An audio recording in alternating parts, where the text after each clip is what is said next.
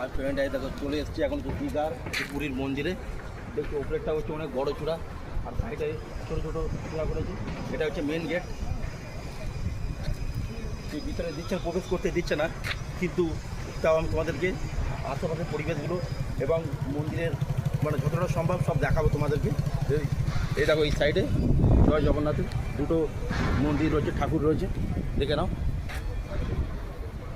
আর এটা উদ্বোধন হবে অনলি 30 তারিখে, আর ওই দিনকে আসছে মুখ্যমন্ত্রী, কিন্তু তার আগে চলে এসেছি আমরা। ঠিক আছে, চলো মন্দির দেখা, একটু স্কিপ করো। এই দেখো যতটা সম্ভব তোমাদেরকে দেখালাম মন্দিরে। এটা হচ্ছে ভিতরের চূড়া, দেখতে পাচ্ছ ভেতরের চূড়াটা কেমন।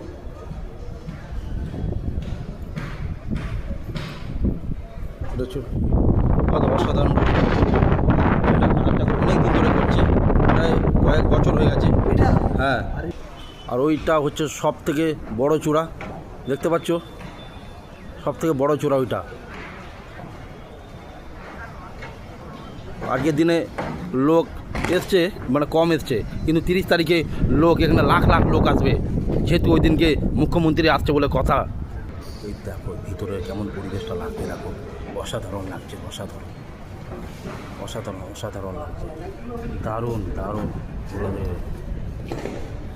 আর এই একটা রয়েছে এইদিকে করেছে, এটা অসাধারণ লাগছে।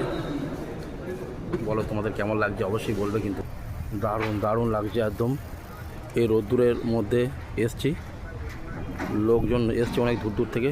দেখো বিল্ডিংটা কেমন করেছে, দেখো ওইদিকে থাকার জন্যে সব সব লোকজন যারা দূর দূর থেকে যারা আসবে, যারা অনেক পুরোহিতরা আসবে, তারা এখানে থাকবে, আশ্রয় নিতে পারবে। আর এখানে সকলেই সহযোগিতা করেছে, অনেকেই যারা যারা সহযোগিতা করেছে তাদেরকে অসংখ্য ধন্যবাদ। আমি তো ভাবতেই পারিনি যে এরকম জায়গায় আসবো, এই প্রথম।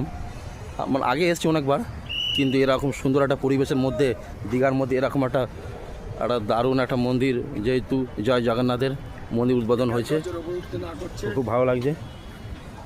এবং তোমাদের কেমন লাগছে অবশ্যই বলবে।